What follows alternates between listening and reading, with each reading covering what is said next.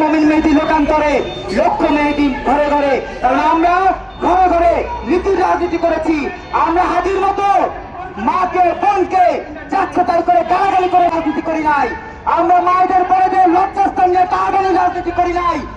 আমরা দেখেছি হাতিকে কারা হত্যা করেছে, হাতিকে কারা হত্যা করেছে, যারা এই সংসদের সংসদ সদস্য হয়েছে। প্রিয় বন্ধুরা আমার, বিশেষ করে 11 দলীয় স্বাধীনতা বিরোধী জোটের যেই 84 জন এমপি রয়েছে, 74 জন এমপি রয়েছে, এই প্রতিটা এমপি হাতির হত্যাকাণ্ডের সাথে জড়িত। প্রিয় বন্ধুরা আমার, যদি সত্যিকার অর্থে দেশকে ভালোবাসেন, এই 74 জনকে আইনের আওতায় আনেন, বিচারের আওতায় আনেন, প্রমাণ পাবেন যে ডাক্তার শফিক কিভাবে ফোনে কথা বলেছে হত্যাকারীর সাথে, কিভাবে নাহিদ হত্যাকারীর সাথে কথা বলেছে, কিভাবে হত্যাকারীর সাথে কথা বলেছে আক্তার, কিভাবে হত্যাকারীর সাথে কথা বলেছে হাসনাত, কিভাবে হত্যাকারীর সাথে কথা বলেছে আলামিন, কিভাবে হত্যাকারীর সাথে কথা বলেছে মুজাহিদ, কিভাবে হত্যাকারীর সাথে কথা বলেছে টাকলা ফুয়াদ।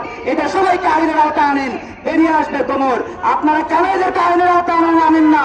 কারণ এরা হুমকি দিয়েছে ক্যান্টনমেন্ট উড়িয়ে দিবে, কারণ এরা হুমকি দিয়েছে বাংলাদেশ উড়িয়ে দিবে, কারণ এরা হুমকি দিয়েছে বাংলাদেশের শান্তি প্রতিষ্ঠা করতে দেবে না। হয়তো এ কারণে আপনারা ভয় পাচ্ছেন। প্রিয় বন্ধুরা আমার, মাননীয় প্রধানমন্ত্রী তারেক রহমানের উদ্দেশ্যে বলতে চাই, আপনি কি মুক্তিযোদ্ধার সন্তান নন?